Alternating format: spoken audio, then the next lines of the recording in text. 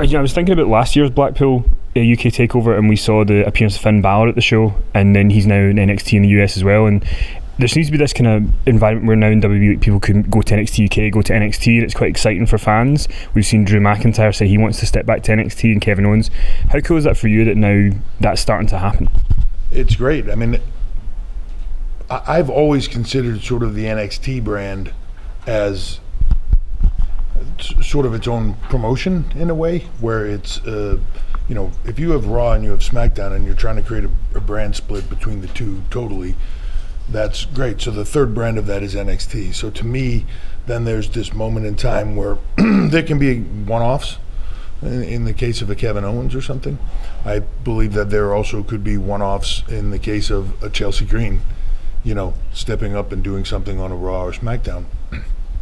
But for the most part, I think that the NXT UK and NXT itself, I think there should be that ability to sort of go places. I'm kind of looking at it from my vantage point, and I think over time, if they're not looking at it this way, I think fans will look at it this way too, is that kind of NXT main brand is sort of, if you looked at it that way and you said Adam Cole and Rhea Ripley are the world champions, right? Because they can regionally go everywhere. I would look at it that way. And then you have the regional, and not that it's regional because it's a chunk of the world. And I think the ability to go back and forth, compete against each other, is some of the best competitors in the world, so they should be able to go places and do different things. But I think within the NXT brand you can do that. Hopefully we'll be able to do that in multiple countries, whether that be Japan, Mexico, India, Middle East. As we move forward over the next couple of years, that's the intent. So growing that where they all can compete in various things. When you build that separation, you build anticipation. You allow somebody, when there's only so much spotlight and so much room, you don't want to have to lower people to give somebody else a shot at the top or anything else. So having that separation allows multiple people to shine. Once multiple people shine, then the question becomes, well, what if? What if Walter was ever to go one-on-one with Adam Cole? What if, right? That's a little bit of the premise of the Worlds Collide shows. We'll see where those go, but I think you saw it at Survivor Series this year. It can be done really successfully if you just have to be disciplined to the splits the rest of the year. All right, thanks for coming. Just trying to get out of the rain, right?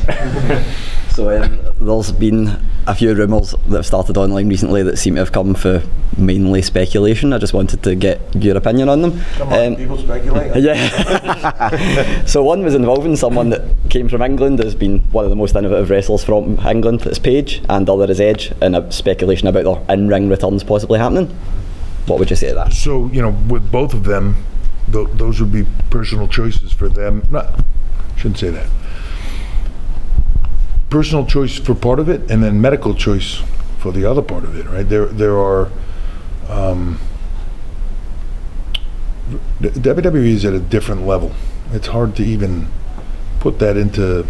There is no other level almost from a medical oversight standpoint. And, every now and then I'll hear somebody else talk about they're medical or something, and it doesn't exist. Fact. Just because you have a doctor every now and then doesn't mean you have a medical protocol, right? So for us, there's certain parameters. And when we believe that it's not in your best interest, we put the human being first and their health and their long-term health. The life goes on for a long time after this ends, especially now. The style and the physicality has increased dramatically. So when you get to a place where at some point we're telling you medically not in your best interest, you can do a lot of things to try to get back to that, and if you do, then maybe that's an option, but it's a medical decision. That is far from us. If our medical experts say that they believe that this person has done whatever to rehab their situation, and there could be multiple situations in anything, But if they've done all of that, and they're now safe to get back into the ring, we allow it. If they're not, and you see that with Daniel Bryan. None of us ever thought Daniel Bryan was going to step in the ring, at least not for us. And that was a question for him. Well, I can't do it for you. Doesn't mean I can't do it for other places. But, you have the conversation with him about if medical experts are telling you this isn't the best thing, right? But he worked extraordinarily hard for a long period of time to get himself back to a place physically where medical teams, the same people that disqualified him, were willing to say, yeah, okay, I now I feel like this is a safe return. So if that's the case, when you're talking about people as talented as Edge, Paige, who wouldn't want them to return? I'm a fan just like everyone else, and I would love to see them step into the ring and compete. More importantly than that, though, I'd like to see them live long, healthy lives. Edge has kids. Paige, maybe she probably has some she doesn't know of. But thank you. Can you get some coffee for these guys? You want them to their health first, people first. This is great. This is all great, but at the end of the day, it's not everything. Excellent. Thank you so much. We were lucky yesterday to hear from William Regal talking about his history of NXT, and he actually joked about when he first got the phone call, he actually thought it was actually to be let go because it was a Friday afternoon. But I just wanted to hear from you about the role he's had and how important he's been to it, because obviously Blackpool's so integral to his almost his background, and it's become synonymous with NXT UK. So, for me, as we were building this, and when this kind of got given to me,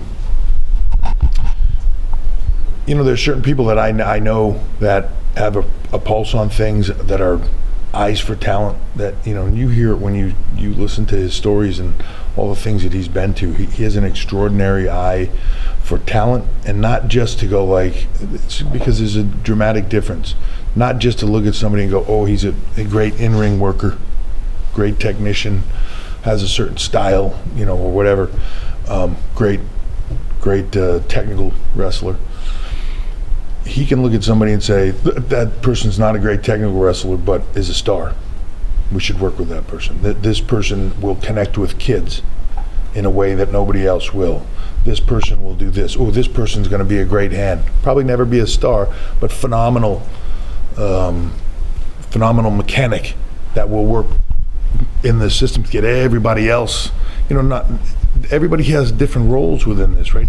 You hear him, if you were at a show last night, you heard him talk a lot about the entertainment performance aspect of this, and the you're playing a role, and no matter how you separate that, and people want to portray it as something else in today's world, I think in some ways, like they're these individual artists and all this. It's not about an individual performance, about the show overall and where it all fits together, and how that's the art of this, how it all fits together. Yes, the individual brands are important, but where it all fits in. So he had this phenomenal eye for talent. I knew that from us knowing each other for 25 plus years. So when it came to a point where we're going to globally begin this on a bigger level and recruiting and all that stuff, he was my first go-to guy, especially bringing in people to do the business of the recruiting. And there's two different sides of this, a business side of it.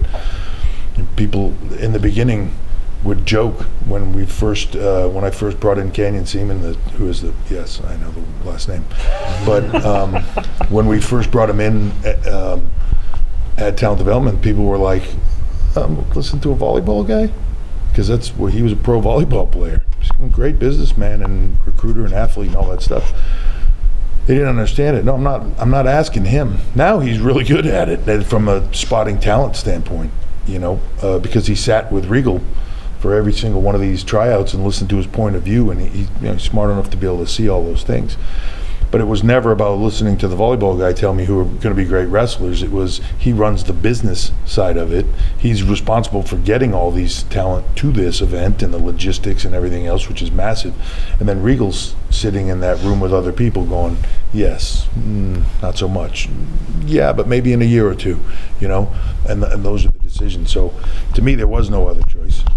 And it's been, I think the fact that we're sitting here today for third time we're in Blackpool, and just everything that's happened with NXT, and then branching off NXT UK, the build of what's happening here.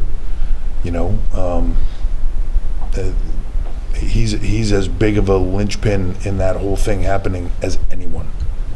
And I'll even say this, to the flip side of that, from the business side as well, of people like Jim Smallman and the team here from Progress, or people that are smart to the business on a different side, that he sees that talent as well and is able to come to me and go, hey, I'd like to get you a meeting with this person, because I think they could be beneficial to us in a marketplace, or this person really has a handle on.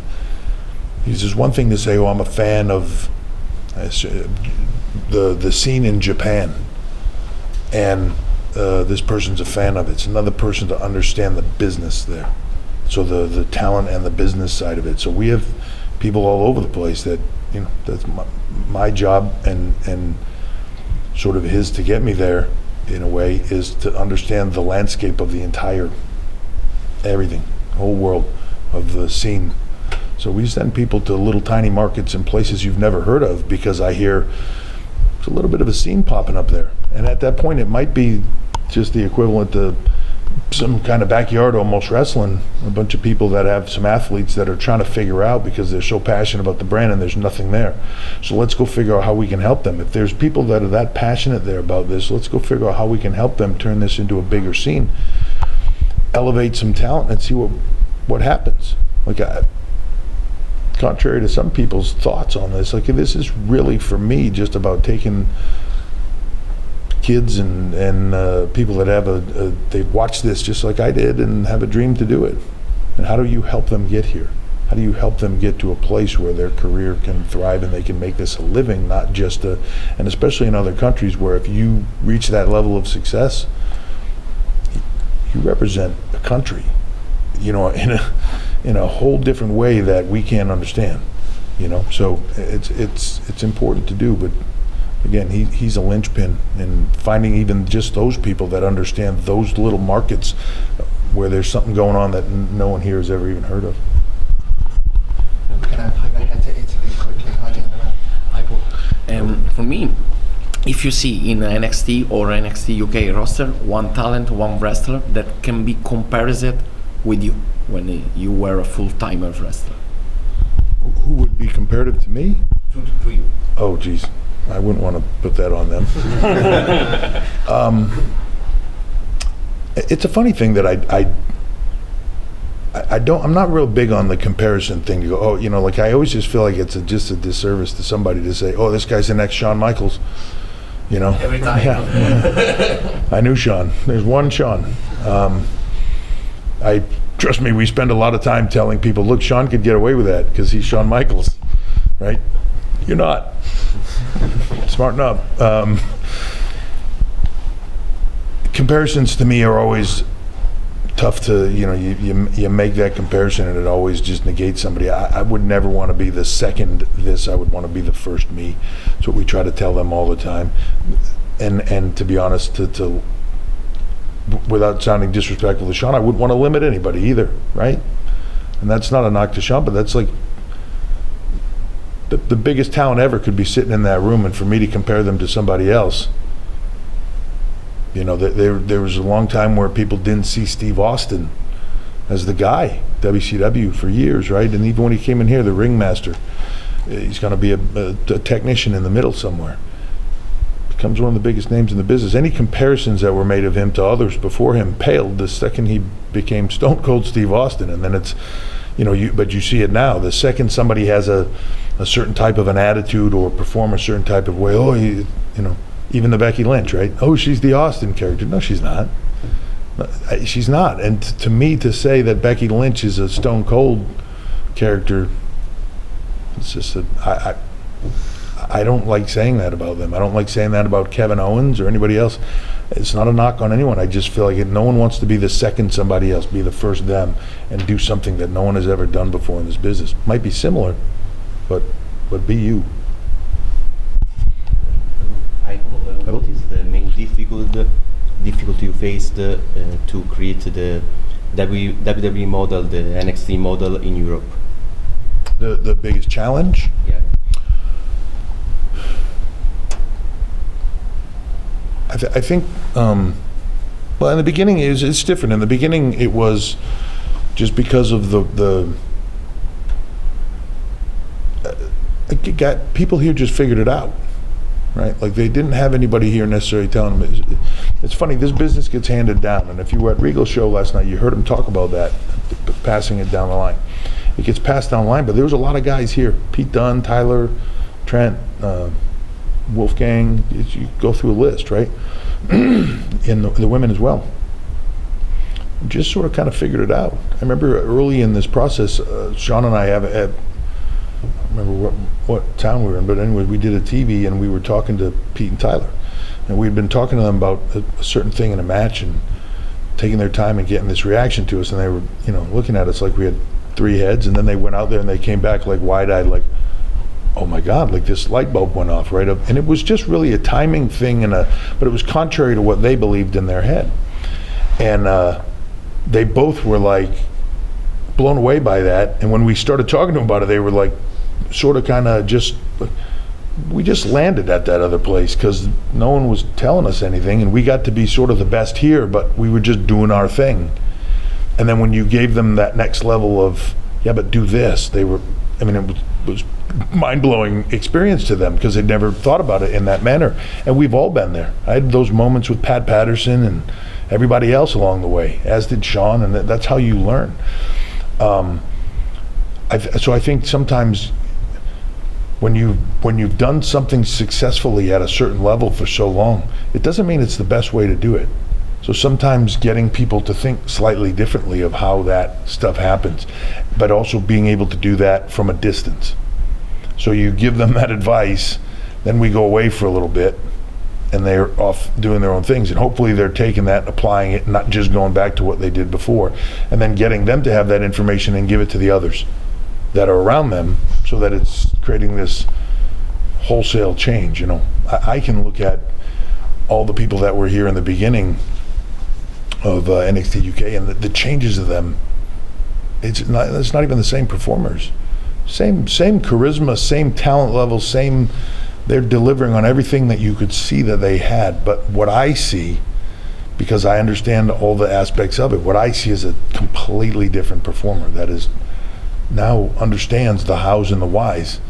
And when I look at Pete Dunne and I watch him, I give him, then we give him opportunities here to be an agent and help produce, because then he's taking that and putting it to others, and they're accepting that from him, and he's seen differently. So it just creates a different environment for him, and that's what he's doing now.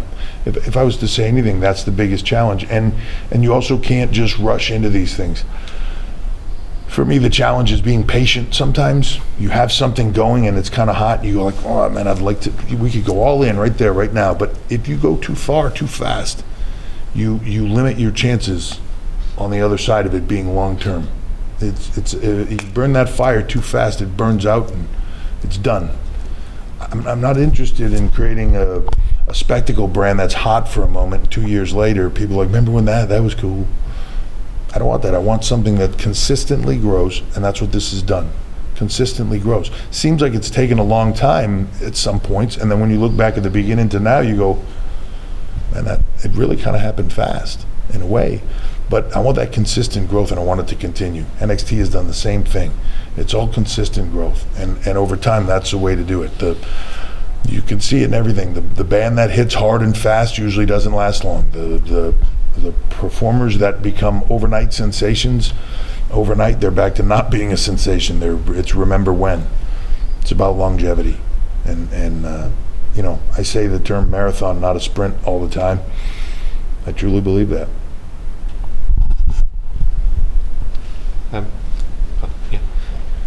Yeah, you mentioned sort of NXT effectively being its own promotion. So for you personally as a fan, how much is this kind of a childhood dream of getting to run your own promotion? It's the sort of thing everyone kind of dreams of watching it. Yeah, I don't think I ever had a dream when I was a kid. I'd like to run my own promotion. Right. No. I saw myself in the promotion. Yeah. The business side wasn't the dream. To me now, it's just this awesome opportunity to expand and grow, to offer that opportunity to others all around the globe. It's a funny thing that there was brought to my attention recently that there's a few people that are in the business over here where, man, this is great, everything's awesome, and then, okay, so we give them that next chance to grow, next step, and like, hey, we're going to talk to you about starting to come over to the States and training at a different level, more intense, and doing some bigger stuff. Doesn't mean you're done from this, but like, right, like that thing, and then they're like, oh man, I just bought a house over here, and on one hand you go like, oh, it's a hard spot, but that's the dream. Also though, same point in time, like, good for you. Like, 2 years ago, guys that were traveling all over the place had a job working at a hardware store or something, to support their habit of wanting to be a professional wrestler, and now this is what they do full time, dedicated to it, to the point where you can buy a house and there's security with that. You know what I mean? Like, that's a really cool thing. So that's the special part to me, is just seeing these people be able to live those opportunities. And when, not that it's a negative, when it's Raw and SmackDown, there's only so many spots, and I think for a lot of people, like even guys, I've had this talk with Finn Balor multiple times. He never dreamed that he would make it to WWE and do the things that he's done, because it just wasn't an option. It wasn't like that's not how it works. It's not where they go to find talent. I'm too small, I'm this, I'm that, I'm all these things. To see those people all have that opportunity, that's the really cool part and the special part. And sometimes I forget it, but I go to Raw and SmackDown and I look at the roster, and it's like going back 2 years to NXT. It's all the same people, and that process and system. And I can look at a lot of people that are in that locker room and go, I don't know that they would have ever had the opportunity if they didn't have that chance to step into NXT and perform at that level. They might have had the opportunity to be seen a little bit, but they'd still be probably doing that same thing and trying to get recognized. It's a lot harder that way, You talked about giving lots of opportunities to talent. Do you think we can expect a lot of NXT UK involvement in the Royal Rumble, obviously, coming up? I don't know. So, the Royal Rumble, again, it's a Raw and SmackDown sort of promotion. Part of the excitement, though, of the Royal Rumble is every time that countdown timer hits 10 seconds is who's next, right? That's the brilliance of what Pat created with the Royal Rumble. It's a 60-minute match or so, but there's a surprise every 3 minutes where you're like, yeah, and some of the surprises are like, yeah, but but the other one is what gets you to the oh my God one, right? They can't all be oh my God. So that's the excitement level. But trust me, putting that together times two now, because there's women and men, right? So putting that together times two is not an easy task, and designing that whole thing. So at that point, what they have done to me is said, hey, who would you, if you had people in NXT that you would like to see go into the Rumble and have that opportunity, who would you like to see have that opportunity? So I give them a list prioritized, and I give them a list of females prioritized, and what I think would be moments and oh my God moments, and how I I'll give you the obvious one is the riddle, right? Like, so that I can look at it and say like, oh my God, there's a moment there for Riddle, especially with Lesnar going in there and all those things. Now, if you're not in that where 24/7 your job is watching NXT and all these other brands and all that stuff, that might not even be on your radar. Because trust me, just being Raw alone, just concentrating on that brand 3 hours a week every Monday, and no one understands that unless you've done it, that's so focused. It's tough to focus on the stuff outside of that. So that they might not even be aware of that stuff. They might not even be aware of the fact that there's a crossover between these two, or these two have a history from 5 years ago doing something else together. They were tag team partners. This would be a huge moment. if you know, for some of those people in those positions, if it didn't happen here, it's just kind of off to the side and maybe not that big of a deal because of what they do is so focused on one thing, and it has to be. So it sort of goes that way where we make suggestions and then they kind of, I'll get some stuff back and we'll help tweak it, but it's more of a question of the overall Royal Rumble opportunity. I don't think there's anybody going like, well, I shouldn't say that because we do. Be nice if we could get a couple people in from here, a couple people in from there. That's really the ideal way, but if you then get to a point where you weigh out something that is a Raw or SmackDown huge story taking place, or then like this little NXT UK moment or a NXT moment, you go like, well, this one's way bigger, so you got to do that, right? Like, and that's just where it nets out. We've got time for, I think, 2 more questions. Should we? Yeah. Obviously, there's a few parallels between NXT US and UK. NXT US was on the network, it's got its TV deal now. Obviously, the UK has got the deal with BT Sport. Do you see something as an ambition to go a similar way, that maybe you could turn NXT UK into a live weekly show, possibly? Yeah, I just got asked that the other day too. That would be one of those things of, yeah, I wouldn't say no to that, certainly. You know, the difficult part for it is right now is that this brand is sort of taking on NXT UK is taking on a life of its own, right? And to get to a live component, you guys know you've flown to the US and back and forth. It takes a little bit to get there, it takes a little bit to adjust to the time, it takes a little bit to get back. If you're doing that every single week, it gets old quick, right? Like that. So the challenge, and it's part of why you see people like Jim Smallman and his team. I always mention Jim, but the other that team, it's a team, and they just kind of got his name thrown on there as the team leader, I guess. But trying to have a crew over here, but it's trying to find the right people to shoot, the right people to be the behind the scenes video and editing and all that stuff. So that's what we're trying to pull in, these people that are really talented and get them to go. But then there's a big learning process. Live TV is not easy, and everybody thinks that, well, just throw those guys on there live. And there's a massive difference between just putting some matches together and putting them on TV and doing weekly episodic television with a certain roster and make that all work and not get repetitive or not get, I've seen this all, trying to let it build and be organic. That's a process. So building the right team is where it goes, and that is when I said like the slow, steady pace of it. If you go in too fast and you're just into live and you're into this and you're into that and you don't fully have it, all the kinks worked out, it's tough to do while you're running and gunning it. You need to kind of put a lot of thought into that first to get to where you need to be. But yeah, I would love it. Live is so much better in a sense of the excitement of it and people talking about it and the chatter on it. If we could do it live every single week, I'd love it. But I'll also burn Sean out making him come back and forth every week. And I have also, he's a linchpin in the U.S. and as are a lot of people. So it's a juggling act of getting it all right. But that's the long-term intent.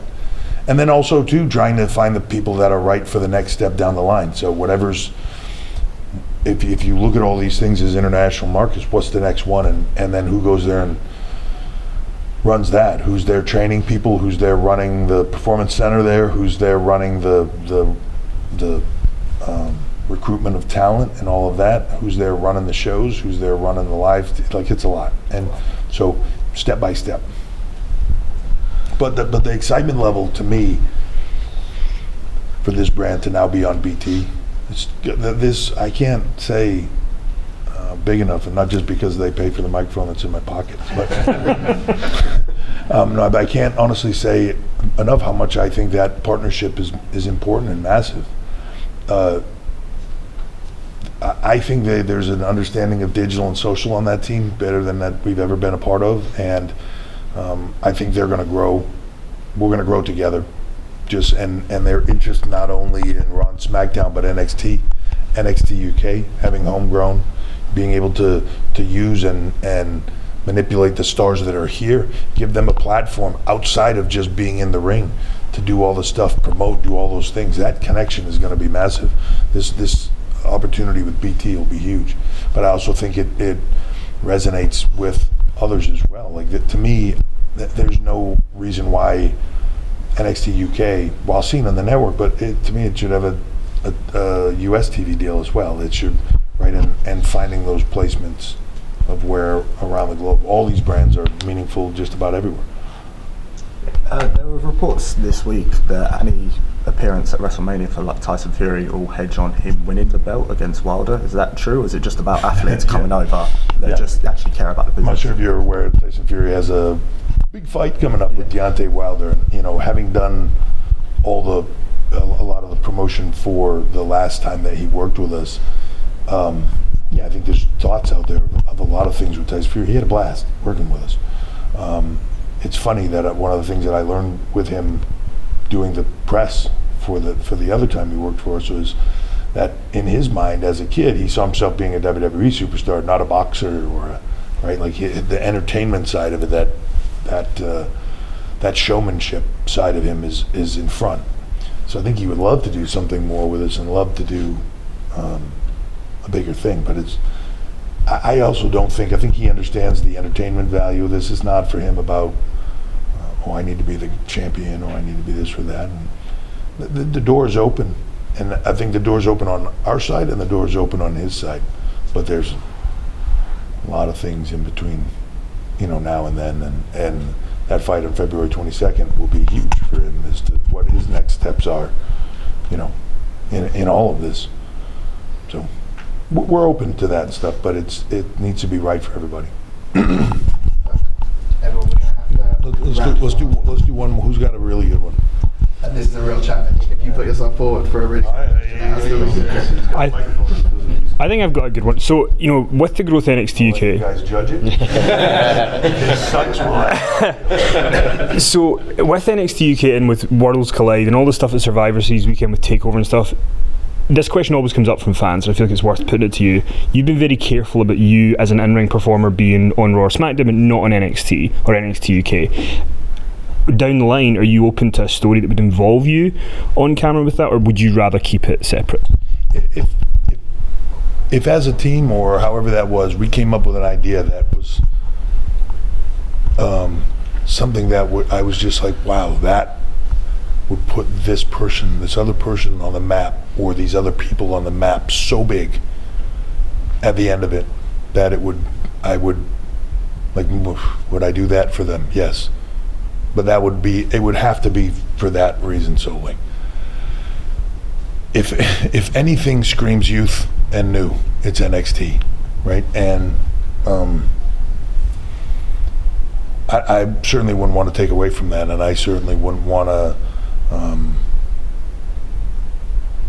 limit somebody else, or even just to say like, oh, you put a little shine on it, it's some eyeballs or something. But for me, I focus now on totally on the other side of it. Even in the last few years, and I'll be honest, like even with last year, Dave coming to us and Dave really wanting to do the thing with me. There was a period of time where it was like, yeah, we're going to do this with Dave, and great. And then I don't know, maybe it's not going to happen. I was like, okay, because it's a lot, man. Trying to get ready for that, and when you haven't been in the ring and trying to psych yourself up mentally that, oh, I remember how to do this and can still do it, and just there's all those things. Everybody's a human being and has the same performance thoughts and everything else, so it's a lot of work and it's hard. When it comes to Raw and SmackDown, if Vince or somebody else has an idea that they're like, look, for the overall show, we'd like to do this, okay, I'm not going to say no if somebody thinks it's for the better interest of the company. But at this point in time, if you said to me, is there something that you would go to bat for and say, let's you get in the ring and do this? Well, nothing I want to do right now in the ring. It's just not there. It's not what I'm focused on. It's not what I want to do. So if the opportunity comes, I don't want to say no, that I would never do it. For me, it's about these kids. I say kids. It's about these performers, guys, women, just next level talent. I'm trying to build them for the future and everything else that goes with it. So if it was the right platform to help them become something more, then yes, but other than that,